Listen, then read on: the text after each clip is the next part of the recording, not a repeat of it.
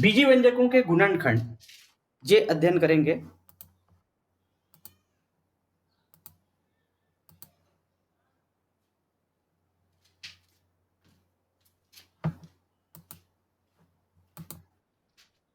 देखिए गुणनखंड किस प्रकार से किया जाता है। हाँ नमस्कार सर जी, नमस्कार। चलिए, हाँ नमस्कार सर जी। चलिए सर शुरू करते हैं। बीजी व्यंजकों के गुणनखंड है ना, किस प्रकार से इसका गुणनखंड करते हैं। ये पाठ का भी नाम है बीजी व्यंजकों के गुणनखंड एवं गुणनखंडन। गुणनखंड मतलब हो गया गुणा का उसका खंड हो गया, जैसे उसको बांट कर लिखना, टुकड़े में लिखना, ये गुणनखंड हो गया। लेकिन पूरे प्रोसेस लिखने की पूरी प्रक्रिया है वो क्या कहलाता है, गुणनखंडन। ठीक है, मात्र उसको बांट देना या टुकड़ा कर देना, जो प्रत्येक पद है वो गुणनखंड कहलाता है, लेकिन पूरी संपूर्ण जो पद है वो क्या कहलाएगा, गुणनखंड खंडन कहलाता है। जैसे देखते हैं उदाहरण, रिक्त स्थानों की पूर्ति कीजिए, यहां से स्टार्ट है प्रश्नावली। देखिए पहला प्रश्न देखते हैं इसमें, ए नंबर है ना, एक्स वर्ग धन 5x का त्रिघात। ये देखिए इसको किस प्रकार से इसका गुणनखंड करेंगे। इसको खाली स्थान करके इस प्रकार से लिख दिया है ना, ये खाली स्थान करके यहाँ लिखा है 1 धन 5x। तो इसमें क्या आएगा, देखिए जब हम गुणनखंड करते हैं बीजी व्यंजक को, बीजी पद को, तो वहां पर पद को देखते हैं कितने पद में है, कितने पार्ट में है ना, एक पार्ट दो पार्ट है ना। ये चिन्ह जो बताता है, एक चिन्ह लगा है मतलब यहाँ पर जरूर दो पद हैं। और यहाँ पर दोनों पद में देखते हैं कि उभयनिष्ठ कौन सा है, कॉमन कौन सा है, कौन सी राशि है या संख्याएं हैं या पद है जो उभयनिष्ठ है। तो यहां पर देखिए x का घात 2 है, क्या यहां भी x का घात 2 है, यहां x का घात 2 तो है, लेकिन यहां भी x का घात 2 है, क्योंकि x का घात 2 का मतलब होता है x गुना x, और x का घात 3 का मतलब होता है x गुना x गुना x।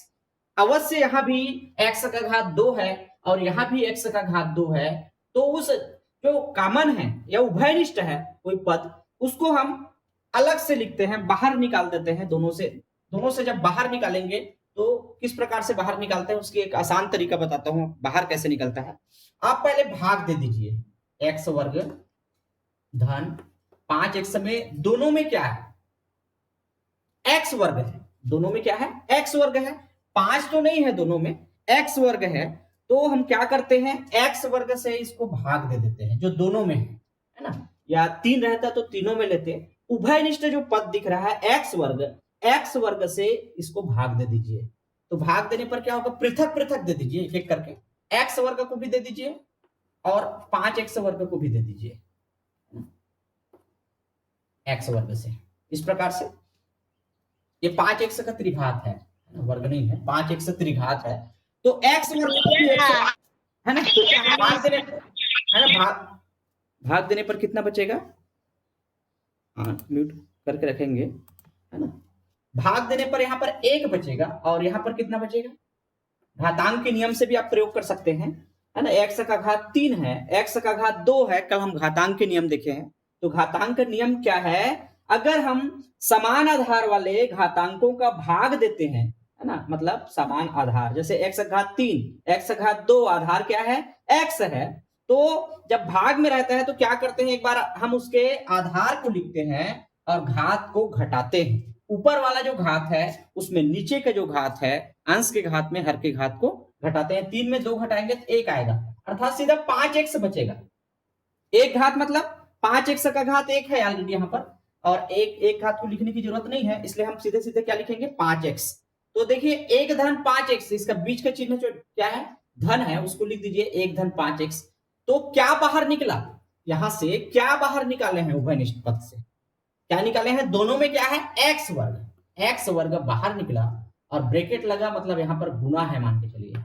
ये देखिए अब जब इसको गुना करते हैं, मतलब ये केयर करना है कि दोनों में या जितने भी पद दिया गया है प्रत्येक में कौन सी राशि है जो है गुना के रूप में उसमें है। तो यहाँ एक्स वर्ग यहाँ पर है, तो जब पूरे पूरे हम इसको निकाल लेते हैं तो शून्य नहीं बचेगा, कितना बचेगा, 1 बचेगा। ध्यान दीजिए यहाँ पर यहां लिखा है 1 गुना एक्स वर्ग, ये समझिए गुणांक कितना है, 1 है, तो गुणांक बच जाएगा 1 और धन यहां से x वर्ग निकल गया तो क्या बचेगा, केवल x बचेगा। ये देखिए हम x वर्ग को दोनों से निकाल दिए। एक बार लिखने से ऐसा लगता है हम केवल एक बार ही निकाले हैं, लेकिन ऐसा नहीं है। जब हम कोष्टक के बाहर लिखते हैं किसी संख्या को, तो कोष्टक के अंदर प्रत्येक पद के साथ वो गुना होगा। अर्थात हम यहां से भी x वर्ग निकाल लिए x वर्ग से, और 5x त्रिघात से भी हम क्या निकाल लिए, x वर्ग निकाल लिए।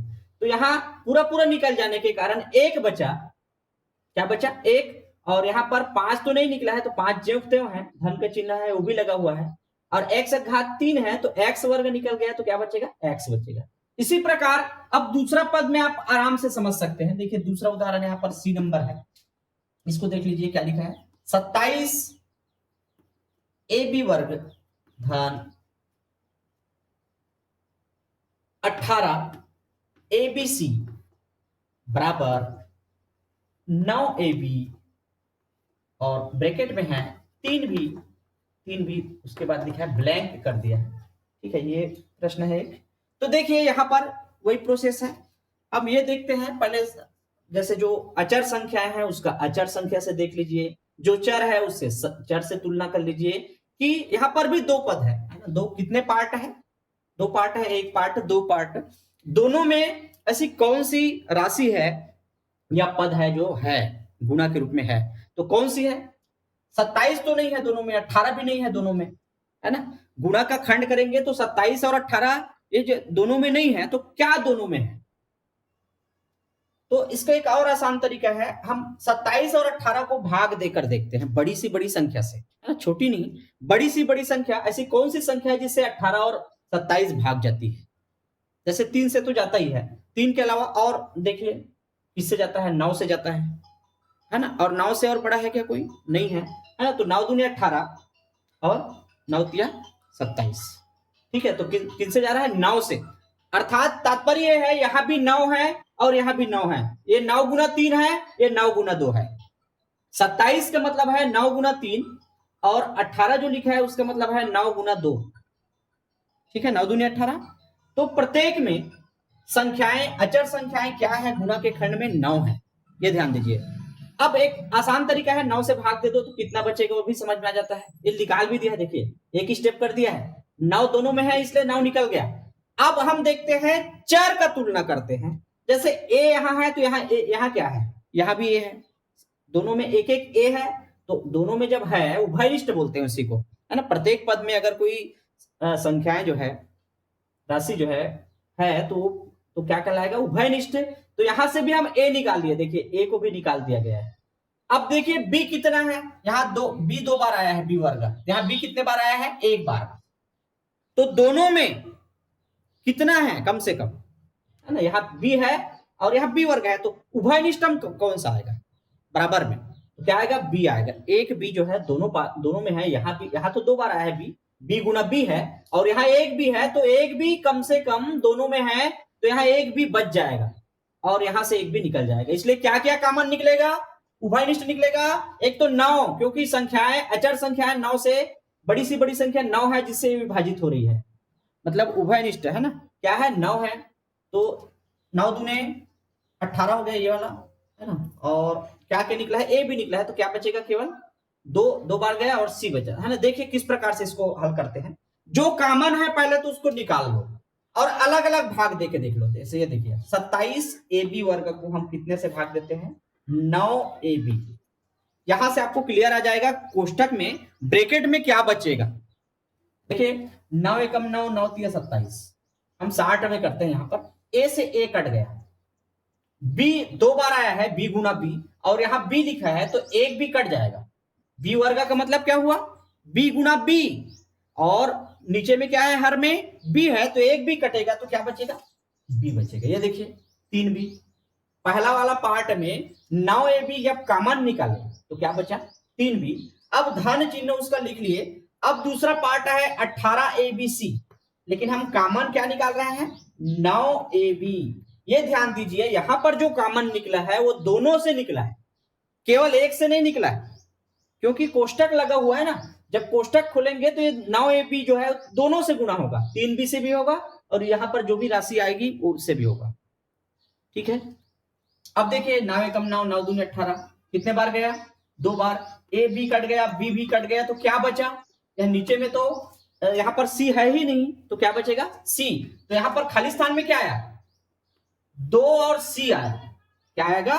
2 और सी। सीधे सीधे यहीं से आप जज कर सकते हैं। 9 दूनी 18। इसको लिखो 9 गुना 2, इसको लिखो 9 गुना 3। तो 9 गुना 2 लिखे तो 9 तो निकल गया, तो क्या बचा? 2 बचा। ए और बी तो निकल गया है, तो क्या बचा? सी बचा। यहां से भी आप पता कर सकते हैं। चलिए अगला देखते हैं। इसी प्रकार एक और बड़ा सा दिया है डी नंबर, इसको देख लेते हैं, थोड़ा फास्ट करते हैं। यहाँ समूहीकरण विधि से भी हम गुणन खंडन किस प्रकार से करते हैं इसको देखेंगे। यहां पर है 12 ए बी वर्ग सी धन 8 ए बी सी वर्ग ऋण 10 ए वर्ग सी बराबर 2 ए सी, और ब्रैकेट लगा दिया है ना। यहाँ पर तीन पद है, 1 2 3। यहाँ धन का चिन्ह लगाए हैं, फिर क्या, क्योंकि ये 3 है ना, देखो ना 1 2 3। यहाँ पर जितने पद रहेंगे उतना ही पद जो है ब्रैकेट में आएगा, उतने ही पार्ट। ठीक है, तो एक पार्ट, फिर धन का चिन्ह, फिर उसके बाद कौन सा चिन्ह है यहाँ पर? ऋण का चिन्ह, फिर ब्लैंक। सभी को ब्लैंक में कर दिया है। क्या क्या आएगा इसको भरना है। तो देखिए ये तो पहले से निकाल दिया है, हमको और ज्यादा सोचना नहीं है। क्या क्या निकाल दिया है? कॉमन सब में क्या है? 12 8 और 10 में ऐसी कौन सी संख्या है जिससे सभी जो है विभाजित हो रही है? वही उसका कॉमन है। तो कौन सी संख्याएं हैं? और हमारे इस कालखंड में आदरणीय चंद्रवंशी सर अपना समय जो निकाल कर सहभागिता दिखाए हैं, आपको भी सदर नमस्कार सर जी। चलिए हम आगे बढ़ते हैं। तो देखिए 12 8 और 10 क्या 2 से तो भाग जा रहा है, क्या 4 से भाग जाएगा, 5 से जाएगा, किसी से और नहीं जाएगा, 3 से भी नहीं जाएगा, केवल 2 से। तीनों विभाजित होगा तो 2 से होगा, और अलग अलग करें तो 5 से 10 हो जाएगा, 4 से 8 हो जाएगा, इस प्रकार से हो जाएगा, 12 हो जाएगा। लेकिन सभी में क्या है? 2 तो है। 2 6 12, 2 चौक 8, 2 पंचे 10। यहां से भी अंदाज लग सकते हैं। या सीधे सीधे अगर क्या बचेगा आपको पता नहीं है तो 2 ए सी से भाग दे दीजिए। ए सभी में है, यहां भी ए है, यहां भी ए है, यहां ए वर्ग है। देखो ए 2 बार आया है तो एक ए बचेगा। चलिए मैं सीधे सीधे लिखता हूं इसको, भाग देते जाइए 12 को 2 से, 2 6 गया 12। ठीक है, कितने बार गया? 6 बार। ए को ए से भाग दो, ए कट गया। सी को सी से भाग दो, सी कट गया, तो केवल बी वर्ग बचेगा। क्या बचेगा यहां पर? बी वर्ग। दूसरा देखो 2 ए सी से पूरा भाग देते जाइए, 2 चौक 8, कितने बार गया? 4 बार। 2 चौक 8। ए से ए को भाग दो, कट गया, कैंसल हो गया। सी को सी से भाग दिए तो एक सी कटेगा, यहां पर 2 है ना, सी गुना सी और बटा में सी है, तो एक सी जो है कैंसल होगा, एक सी बच जाएगा। लेकिन बी जो है वो पूर्णतः बचा हुआ है, क्योंकि जिसे हम भाग दे रहे हैं वहां पर बी नहीं है, तो एक बी बचेगा और एक सी बचेगा। अब तीसरा देखिए, ऋण चिन्ह लिखा गया है। हम 10 ए वर्ग सी को 2 ए सी से भाग देते हैं तो 2 पंचे 10, कितने बार गया? 5 बार गया। 2 पंचे 10। ए से ए वर्ग को भाग दिए तो एक ए जो है ऊपर में बचा है, अंश में है ना, ए वर्ग, और ये ए है, एक बच जाएगा, और सी से सी कट जाएगा, कैंसल हो जाएगा, बराबर है तो कुछ नहीं बचेगा। तो इस प्रकार से इसका हम बना सकते हैं। चलिए अब देखते हैं समूहीकरण विधि से किस प्रकार से। तो ये कहलाता है, ये प्रत्येक पद गुणनखंड कहलाएगा। ये देखिए ये सब क्या है? 2 पार्ट है ना, ब्रैकेट एक पार्ट हो गया, ये दूसरा पार्ट हो गया। जैसे हम यहां पर लिखे हैं तो इसका गुणनखंड में क्या होगा, है ना, इस अंदर को हम गुणनखंड नहीं कहेंगे, कोष्टक के साथ गुणा का खंड। ये कोष्टक में जो है अंदर में एक पद हो गया, दूसरा क्या है? एक्स वर्ग। तो इसका 2 गुणनखंड बना, एक तो एक्स वर्ग और एक बना एक धन 5x। तो ये गुणनखंड है, प्रत्येक पद गुणनखंड है, लेकिन एक साथ ये प्रक्रिया जो है क्या कहलाएगा? गुणनखंडन। किसी बीजी पद को उसके गुणा के खंड में लिखना गुणनखंडन कहलाता है। और एक एक पद को पूछा जाए तो ये गुणनखंड है। हम कह सकते हैं एक्स वर्ग धन 5x त्रिघात का एक गुणनखंड है, ये कह सकते हैं। लेकिन जब गुणनखंडन की बात आएगी तो पूरा पद को बताना पड़ेगा, ये इसका गुणनखंडन है। ठीक है, चलिए अगला।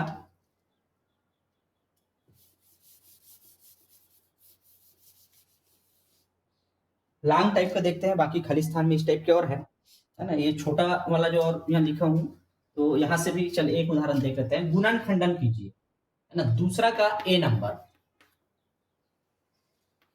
4ax धन 6a वर्ग y, बहुत आसान है, इसको आप समझ सकते हैं।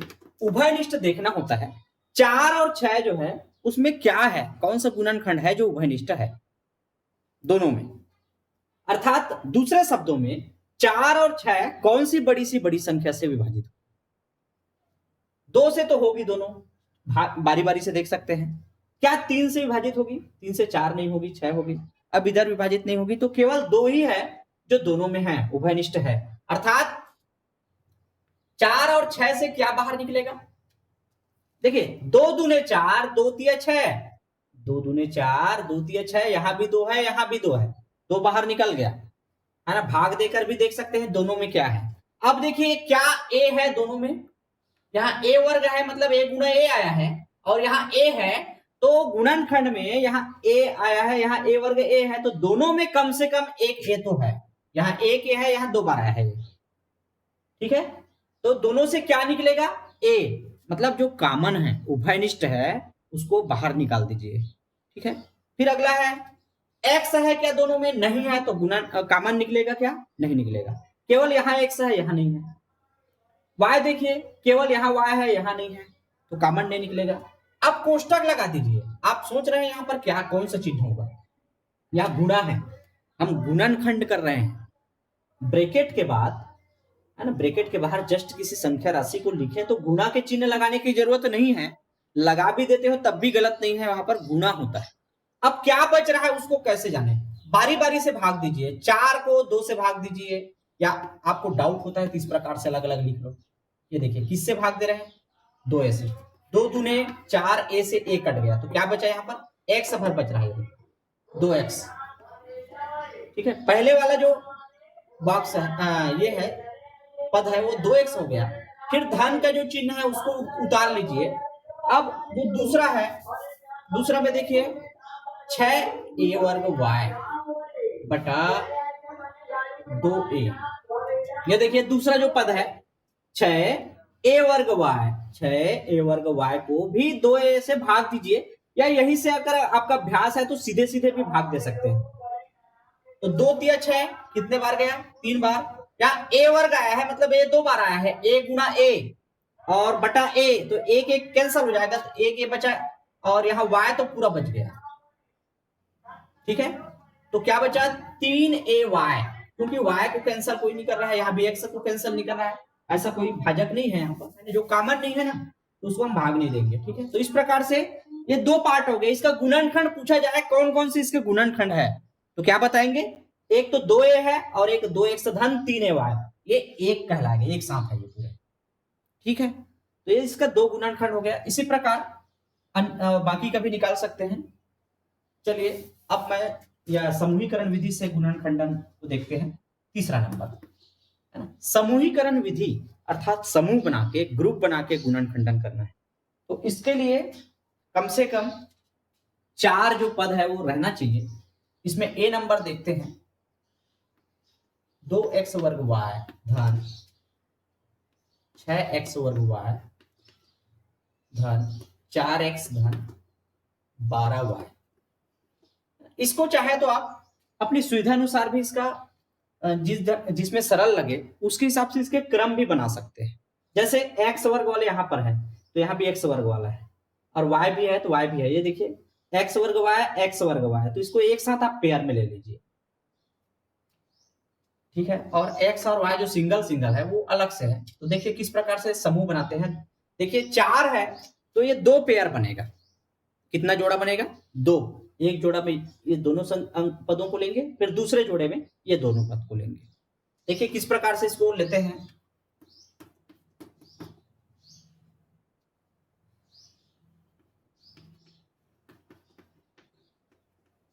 आप चाहे तो इसको एक मार्क भी कर सकते हैं, है ना, जैसे डाउट होता है कई बार, है ना, ये 2 पार्ट बन रहा है। अब देखिए दोनों में क्या है, कौन सा गुणनखंड है जो दोनों पद में है। ये देखिए केवल 2 पद देख रहे हैं ना, अलग अलग हम जोड़े बना दिए। पहला दूसरा का एक जोड़ा हो गया और तीसरा चौथा का एक जोड़ा हो गया, है ना। तो दोनों में क्या है, तो ये केवल इस दोनों में देखेंगे, और इसमें तीसरे और चौथे में देखेंगे दोनों में क्या है, कौन सा गुणनखंड है जो है। तो देखिए इसमें तो 2 है और यहाँ 6 है, तो 2 के पहाड़ में 6 आ रहा है, 2 तिया 6, तो 2 तो दोनों में है। दूसरे शब्दों में कौन सी संख्या से दोनों भाग जाएगी, 2 और 6 को कौन सी बड़ी सी बड़ी संख्या से भाग देंगे, तो किससे देंगे, 2 से देंगे। तो उस 2 को कोष्टक के बाहर लिखिए। उसके बाद देखिए और x वर्ग है क्या दोनों में, है, तो है तो पूरा पूरा लिख दीजिए। अगर समान संख्या दोनों साइड दिखा रहा है तो जरूर वो क्या है, उभयनिष्ठ है, पूरे पूरे उसको लिख देते हैं। जैसे x वर्ग है, यहाँ भी x वर्ग है तो x वर्ग बाहर आ जाएगा, यहाँ y है तो यहाँ भी y है ना, तो y भी बाहर आ जाएगा। तो क्या बचा, ये पूरा के पूरा निकल गया यहां से, ये देख लो कुछ भी शेष नहीं है, पूरे पूरे जो है कॉमन है दोनों साइड में। तो क्या बचेगा, 1 बचता है, ये ध्यान रखना है। पूरे निकल गए तो शून्य नहीं लिखना है, 1 बचाना है। और हमारे इस कालखंड में आदरणीय जगनीत मैम जी भी ज्वाइन की है, आपको भी सादर नमस्कार मैम जी। चलिए हम आगे बढ़ते हैं। तो देख लीजिए जो दोनों पद में है, मतलब 2x वर्ग y अभी हम लोग देखे हैं, मतलब ये देखिए x वर्ग y यहाँ भी है यहाँ भी है, दोनों में है, उसको उभयनिष्ठ कहते हैं। जब दोनों पद में है तो उसको एक बार हम बाहर निकाल देते हैं।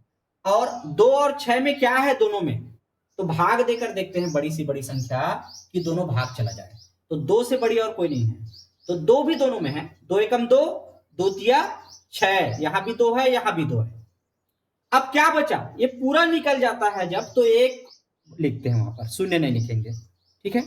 चलिए इसके बाद अब 6 को 2 से भाग देंगे, है ना। या यहां पर आप देख लीजिए गुणनखंड हम क्या माने हैं, 2 गुना 3, 2 गुना 3, 2 तो निकल गया तो क्या बचा, 3 बचा। या अगर आपको कंफ्यूजन होता है तो पूरे इसको भाग दे दीजिए। ये देखिए 6x वर्ग y को किससे भाग देंगे, 2x वर्ग y से। तो x वर्ग y तो दोनों x भी कट गया, y भी कट गया, 2 तिया 6, कितने बार गया, 3 बार। केवल क्या बचा, 3 बचा। ये देखिए, अरे लेकिन ऐसा कैसे हो सकता है, कुछ लिखने में त्रुटि है क्या, है ना, ये तो योग हो जाएगा फिर।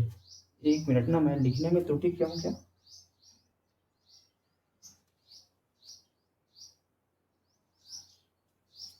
ये प्रश्न जो है मैं देख रहा हूँ इसमें ना त्रुटि है।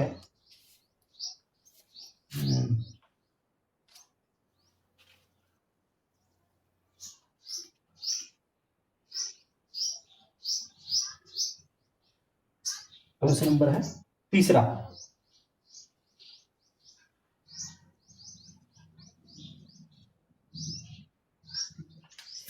ये इसमें जो क्रम है x और y, इसको थोड़ा सा यहाँ त्रुटि किए हैं प्रश्न में जो लिखे हैं, है ना। प्रश्न में आप देखेंगे, बुक अगर निकाले होंगे, 2x वर्ग y और 6x वर्ग y लिखा है, तो ये त्रुटि है। एक तरफ है x वर्ग y है और एक तरफ है x y वर्ग है ना। ये देख लीजिए, मतलब बुक में प्रिंट मिस हुआ है, ठीक है, बुक में सही नहीं लिखा है उसको। दोनों समान कभी नहीं हो सकता, क्योंकि जब कॉमन निकालते हैं तो कॉमन निकालने के बाद कोष्टक में यहाँ पर एक अचर आना चाहिए, मतलब सीधे सीधे आएगा तो ये योग हो जाएगा। तो यहाँ पर आप सुधार लेंगे प्रश्न को। प्रश्न जो है बुक में मिस प्रिंट लिखा हुआ है, 2x वर्ग y और 6x वर्ग y लिखा है, तो उसको करेंगे 2x वर्ग y और 6x y वर्ग, है ना, 6x y वर्ग, इस प्रकार से सुधार लीजिए, है ना। प्रश्न ही त्रुटि है, इसकी मुद्रण जो है वो त्रुटि हुआ है। अगर आपके पास कोई सॉल्यूशन हो, कोई और अन्य अंकित वगैरह हो, तो वहां आप मिला के देखेंगे तो प्रश्न जो है इस प्रकार से सूत्र हुआ मिलेगा आपको, ठीक है। जब भी हम कॉमन निकालते हैं तो कॉमन निकालने के बाद कोष्टक में केवल संख्याएं नहीं बचता, अचर नहीं बचता। अचर अगर बच गया तो फिर वो अपूर्ण हो जाता है। तो आप लोग सुधार कर लीजिएगा, जो मैं आप लोगों को बता रहा हूं उसको आप लोग सुधार करेंगे। तो अब कॉमन क्या निकलेगा, कॉमन निकलेगा वो बदल जाएगा थोड़ा सा। देखिए दोनों में 2 तो है, x वर्ग यहां है और यहां x है, x वर्ग यहां पर है यहाँ x है, तो दोनों में क्या है कम से कम, ये देखो x गुना x, तो दोनों में कम से कम एक x तो है। ये देखिए y है और यहाँ y का वर्ग है, मतलब y गुना y, दोनों में कम से कम एक y है। कॉमन जब निकलेगा तो 2xy निकलेगा। क्या निकलेगा? 2xy निकलेगा। अब बताइए पहले वाले में क्या बचा? हम यहां से 2xy निकाल दिए तो यहां पर क्या बचेगा? केवल एक x बच गया। देखिए 2 भी निकल गया, x 2 बार आया है ना, ध्यान देंगे, x गुना x, तो यहां पर x आ जाएगा। आप लोग उसको सुधार लीजिए, प्रश्न जो है वो त्रुटि है। तो अब देखिए, अब 6xy² को 2xy से डिवाइड करते हैं। तो देखिए x से x कटा, 2 से 3 बार गया। अब y वर्ग को y से काटेंगे तो यहाँ y वर्ग का मतलब है y गुना y, और बटा में है y, तो एक y से एक y कटेगा तो आ जाएगा 3y। क्या आएगा? 3y। अब सही बना है ना, यहाँ पर केवल अंक जो है वो नहीं आएगा। ठीक है, चलिए अब देखिए दूसरा पार्ट। सभी धनात्मक है तो हम धन लिखेंगे, कहीं पर ऋण लिखने की जरूरत नहीं है। जब सभी धनात्मक है तो ऋण लिखने की जरूरत नहीं है। देखिए किस प्रकार से इसको बनाएंगे। अब दोनों में क्या है? देखिए पहले संख्याएं को देख लो, यहां तो 4 है और यहां 12 है, तो कौन सी बड़ी संख्या से दोनों विभाजित होती है ना? कौन सी दोनों, म्यूट करके रखिएगा आप लोग। 4 और 12 को कौन सी बड़ी संख्या से हम भाग दे सकते हैं? सेम 4 से जा रहा है ना, 4 एकम 4 और 4 तिया 12, तो 4 दोनों में है। ये देखिए इसको लिखेंगे 4 एकम 4, इसको लिखेंगे 4 तिया 12। और क्या दोनों में है? 4 के अलावा x है क्या दोनों में? नहीं है। y है क्या दोनों में? नहीं है। तो केवल क्या निकलेगा कॉमन में? 4। ये देखिए, जब ये देखिए यहां पर x y है ही नहीं, x यहां है, यहां y है। अब दूसरा कोष्टक को आपको सोचने की जरूरत नहीं है। जब हम समूहीकरण विधि से इस प्रकार से कॉमन निकाल लेते हैं तो दूसरा कोष्टक जो है पहले कोष्टक के बराबर आएगा। पहले कोष्टक में क्या लिखा है? x धन 3y, उतना ही मान दूसरा कोष्टक में आएगा। क्यों आएगा? चेक करके देख लीजिए। 4 यहां से निकल गया तो क्या बचा? x। 4 को हम निकाल दिए तो क्या बचा? x धन 12y को 4 से भाग दीजिए। इस 4 से जो कॉमन निकालते हैं उससे भाग देते हैं ना, 4 एकम 4, 4 तिया 12, तो क्या बचा? 3y। क्या बचा? 3y। मतलब अगर आप सही ढंग से पहला वाला कॉमन अगर निकाले हैं, पहले वाले उभयनिष्ठ को आप सही निकाले हैं, तो दूसरा भी ज्यों का त्यों मतलब वही आता है, कोई अलग अलग नहीं रहता। ठीक है, यहां पर आप एक एक लिख सकते हैं, चाहे तो उसको लिखने की जरूरत नहीं है। इसमें इतना कॉमन लिया, इसमें 4 कॉमन लिया। अब लिखिए, अब 2 पद दिया है, देखो कितने पद है, यहां बता सकते हैं कितने पद है? पद कितना बचा है? 1 भाग और 2 भाग, 2 पद है। तो दोनों से क्या कॉमन निकलेगा? x धन 3y। देखो यहां भी x धन 3y है, यहां भी x धन 3y है। अब पहले छोटा छोटा निकाल रहे थे ना कॉमन, अब बड़ा से निकालते हैं। दोनों में क्या समानता है? ठीक है, तो दोनों में समानताएं क्या है?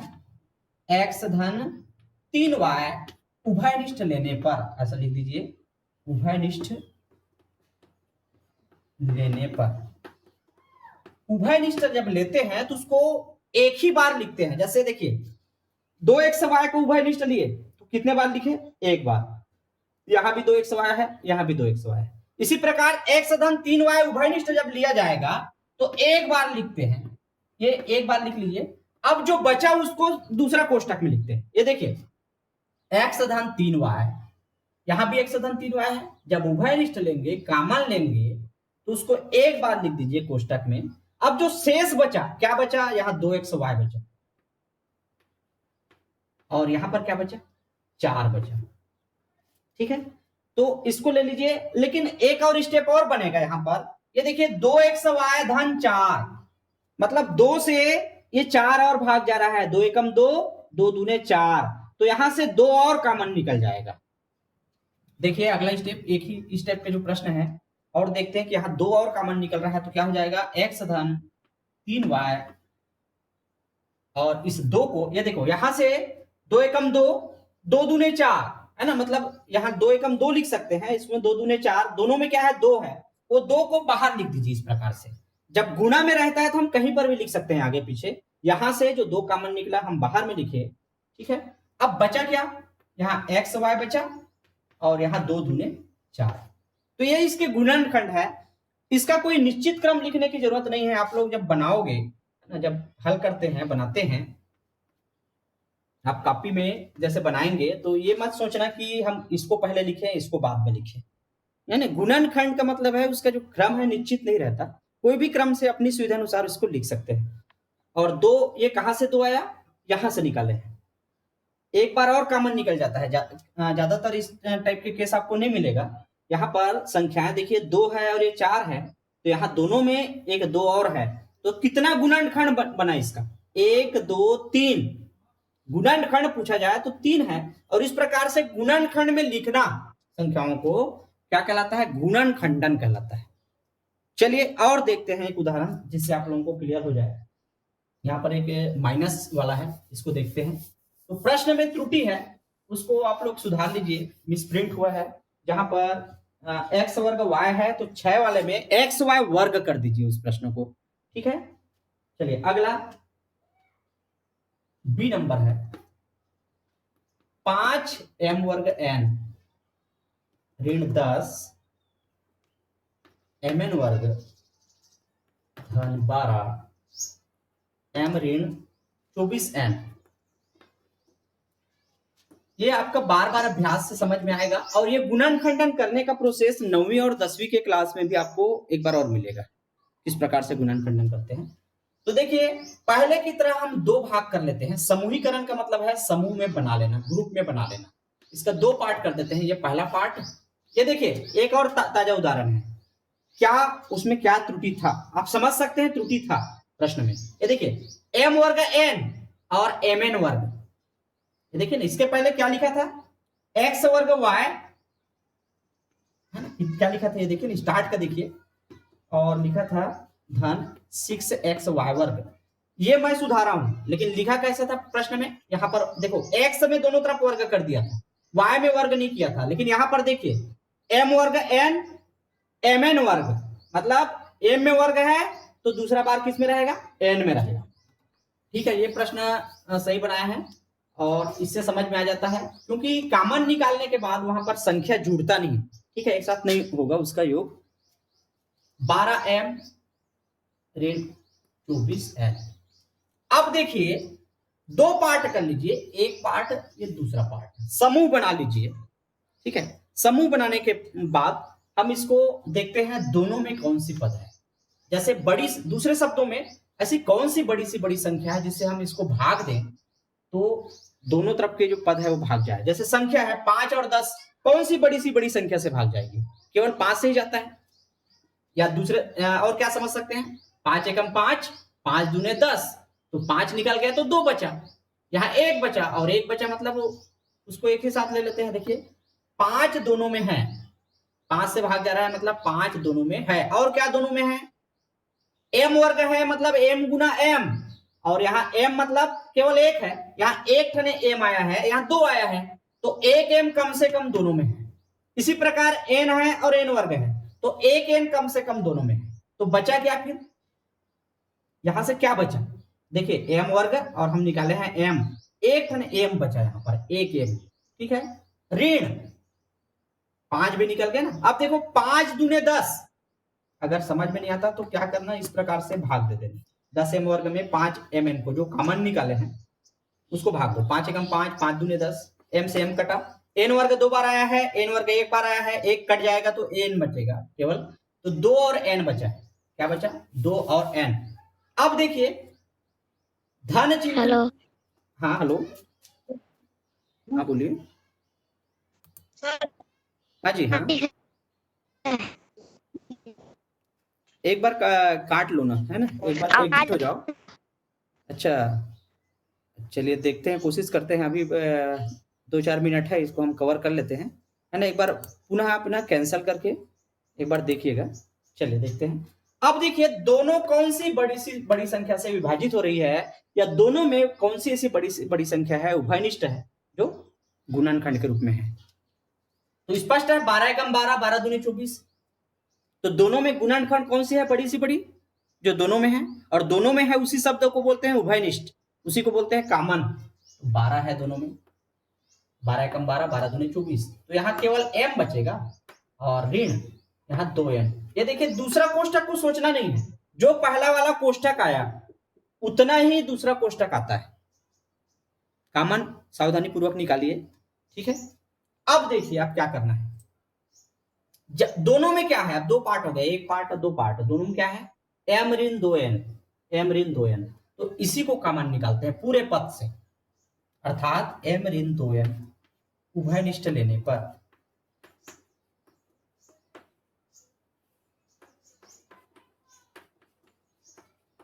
जब उभयनिष्ठ लेते हैं तो यहां पर बचेगा m ऋण 2n, ठीक है, दोनों से निकल गया ना, उभयनिष्ठ मतलब दोनों से निकाल दिए। अब बचा क्या उसको लिखते हैं, यहां 5mn बचा है, 5mn, और यहां क्या बचा है, धन 12। तो ये हो गया इसका गुणनखंड। देखिए यहां पर और कॉमन निकालने की जरूरत नहीं पड़ा, m ऋण 2n दोनों में से एक बार लिख दिए। अब जो बचा उसको लिख देते हैं 5mn धन 12, ये हो गया इसका गुणनखंड, ठीक है। तो इस प्रकार से यहां से अगर और कोई समस्या है तो आप लोग जरूर पूछिएगा, और बना के आप लोग देखिए, है ना।